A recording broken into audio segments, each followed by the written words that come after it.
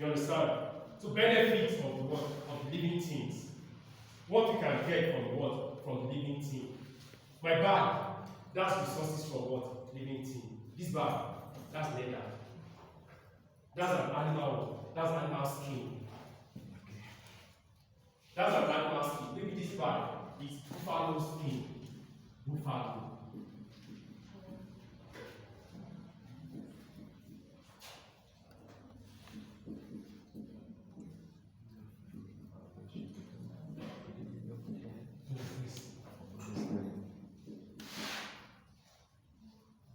Buffalo, that animal that has all.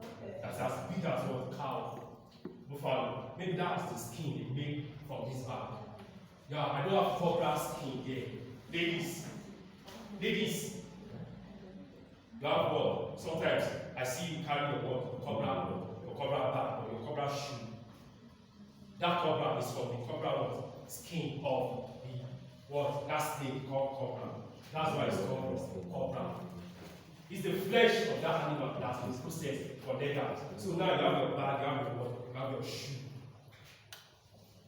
And sometimes your what? Your blouse or your fabric is designed for cobra. That animal that is called cheetah. The skin can be used for what? Leather. And then you have what? Spotted designs and the rest. Tiger. You can also have what? Tiger bag. If you have the money, they can do your leather for you. Just tiger resources. You understand? They just tag it, tiger. So they will look for where tiger is, buy the tiger, extract what? The leather, and do it for you. Only you. When you have the money, that you only want to carry tiger leather alone. You don't want to carry cobra. You don't want to carry cow. You don't want to carry buffalo. Buffalo are for those who are common. You only want to carry your tiger. So anywhere they see you, know that okay, you are carrying your tiger or tiger leather. Then not living resources. Yes. Yeah. Like our stones, our rock. You know, Julius Berger, Schlumberger, and all these construction companies, they go and break the rock, break it to what? Pieces. There's that one that they have to break in what? Particles. There's that one that they have to make smaller and we call it gravel. There's that one that they have to chop it bigger and whatever, depending on the usage. That we use it for road construction, for building construction, for dam and whatever. So anything non-living is also what? Even our sand from the what? Either from the soil or from depth of the soil that we use that bricklayers now use like this, add with cement and do like this. These are resources from what? Non-living. But according to science, they say rock is living. Rock is not living. Because it grows, increases in size. It's not a living material. Rock comes under what? Non-living thing. You can't compare a rock and a tree. Can you compare a rock and a tree? No, they are different. They are different. So you have in science that you are taught characteristics of what? Living thing and non-living thing. What of water? Water. That's not living thing. But sometimes It expands. Yes, but doesn't live. Increases and decreases. It grows naturally. It's also affected by what? Waterfall. It's also affected from another source. Like River Niger and River Benue, right? Our River Niger and River Benue that we have here in Nigeria. That it met at what? Lokoja, and we call it conference. One took its source from Peter Jalon Island, another took its source either from Lake Chad or so. So when there is what? Dry season, the sources they all pick from. Once it gets dry, then there in Lokoja, then you can see that when you are traveling, you can see some part of the world, some part of the sand, a way that is getting what, that you can even step on it, but don't try that in the rainy season. Because rain has brought a lot of sources from both ends, from the Futajalo Island and then from the Lake Chad. So the sources, you have much more water, it runs here, you fill it here. So dry season you also fill it, because from the source, you don't have much water. because they all want gather their what strength from the fall, and there's no fall now because no more rainfall, no more rainfall. It's dry season.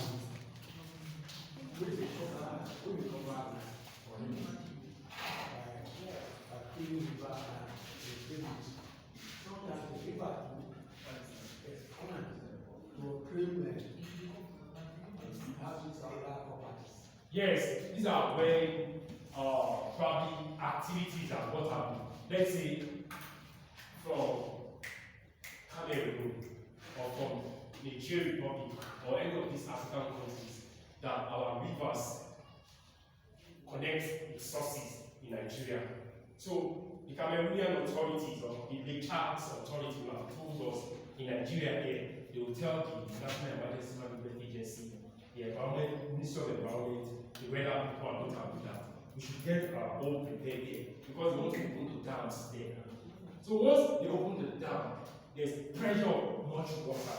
So if care is not taken, if here there are no measures to guard against the flood, once they open the dam by this side, they open dam by this side, what happens? Now we have flood here. So Why is their water coming here? Does it mean that side is higher than our country? It's possible that side is higher in this place. It's possible that side is not higher. But first and foremost, why do we have our river here? The river we have here, that river Niger and river Benue, is not here that it started from. The source where the water begins from is from Ifajadon Island. And it flows to countries, to where we have in Nigeria. And it leaves Nigeria and it also flows to other places. Do you understand? So from the source, from the fountain, from where it begins, if the pressure is much, you feel it there. And if the pressure is low, you feel it there. That's what happens. It doesn't really matter whether those places is high or those places are higher or lower. No. That's aside. It also depends on the amount of pressure coming. If from the source the pressure is what heavy, it will flow. You understand me? It will flow. And there's one thing with water. Water will always find its course. That's why water cannot go straight. If water is going straight and there's an obstruction, it meanders. You understand? There's a flow here, and you are trying to blockade it. Try and block it, it will meander. It will spread. Over time, if it is blocked or something can penetrate, it will weaken that thing and rush. Else, it passes. It will meander and go because it's a liquid. Does it mean the water in the dam increases itself? No, this is the situation with the dam. Dam is like this. Let's say dam is like this spoon. Yes. Now, dam is like this spoon. Yes. Outside there, underneath, we have this machine, we have this engine that is called turbine. That's what generates electricity. So, turbine is being powered by what? By water. But how is it powered? It's powered by every fall of water. You have watched movie before. All of you that are watching Z1, where all those Indians used to dance by waterfall. Now, that waterfall, you can see there's a water coming from up like that. So that water is coming with what? Pressure. So, they gather water in a particular place. They gather it in a particular place. They gather it in a particular place. They gather it in a particular place and leave it, let it gather. At the point in time, they will leave the water to open. So that when the water starts flowing, the water will flow with what? Pressure. Anything that stands with it, this guy is small. Go and bring 1 million down the deep truck. It will flood it off. It will flood it like water will carry paper or this, or like a shoe. It will flood it off. So pressure, that's what it needs to roll the turbine. So the turbine will roll to generate electricity and not stop. So anytime they want to open the dam, they do that and do as well. But over time, there's that process that they have to let go the water in the dam. So it's when they are letting the water to go that we have to be prepared for flooding in countries around where those river has its sources. It's just like what happened in the swimming pool. You know, at a point in time, you have to take water away from the swimming pool and clean it and all this stuff and put in a fresh water. So that's the thing to happen in the dam. Alright? My next question is why Yeah, I'm listening. why is the water increasing in the dam? What is it that increasing the size of the water inside the dam? Water from the rain. Okay, the one from Water from the rain is kept in the dam. Water from other sources is also what's kept in the dam. You have to allow the dam to get to a particular pressure. If the water in the dam is not to a particular pressure, that water cannot walk the dam. Cannot power the water turbine. You understand? It's just like these small generators that we all have, that people ask, that they call it, I pass my neighbor. You understand? That one that will be like this. I pass my neighbor. Have you seen a standard gel that to an extent, you have to build up a muscle. When you want to put it, you don't just put it the way you put, I pass my neighbor. You have to build gather stamina, and then if you are not going to put, you can't power it. Nowadays, they now do the work. The key point is because of that pressure that you need to work to put it, to power it. Another example, that grinding machine, that one that has what? That one that has this thing that you power with petrol, that you now put like this, and what you put. Is there anybody that can put that? Especially the strongest, the quality and what have, like what we have those days, Bernard, those from Germany, green, standard, that even if you are not with standard, you can't carry it. So is it primary two people that come and put that? So the water at the dam must be increased so that to be able to power the dam. So they have to increase the water to a particular level. If that water is not increased to that particular level, the dam cannot be powered. The turbine in the dam cannot roll. So it's the force of the water that helps the turbine. And the turbine is like this, that rolls like this, something like that. It can only be powered, it can only be rolled, it can only work with pressure of water. So that's why there's much pressure, much water in the dam. You said the drinking water. Yeah, the water from the rain. Is it all that source? Which source is it? It could be, they could also gather from rivers. No, it cannot really be from fountain. Mostly it should be from particular river that are close. So that's why if they are siting down, you don't site it down and bank on the fall alone. Because the water from the fall is what? Is minimal and it can be much estimated.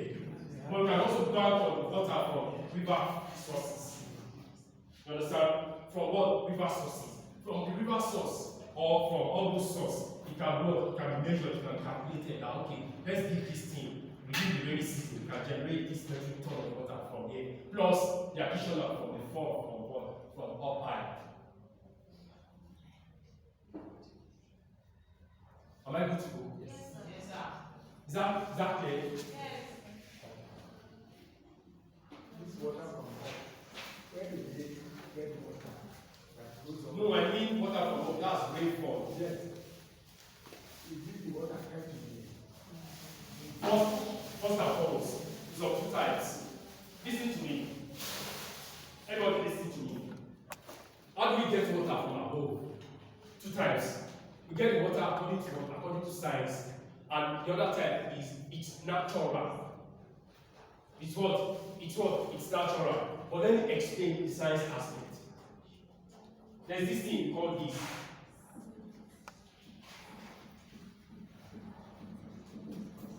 Yeah. There's the process of what? Evaporation. What's the process of evaporation? It's the process whereby water from what? From ground, from land, from river, from water that the rain, the sun taps it. You understand? Pour water on the floor now under the sun. Let's say it's a cemented level. what will happen over time? Discover that water is dried because there is fall, because there is fall, because there is ray of light, because there is sunlight. Assuming there is no sunlight, that water will still dry, but it will take time to when we have heavy intense of what? Sunlight. Sun has practically dried that water. So water from what? From the river, from the ocean, from the soil, from the grass, from everywhere, the sun dries it and gather it in what? In the cloud. That cloud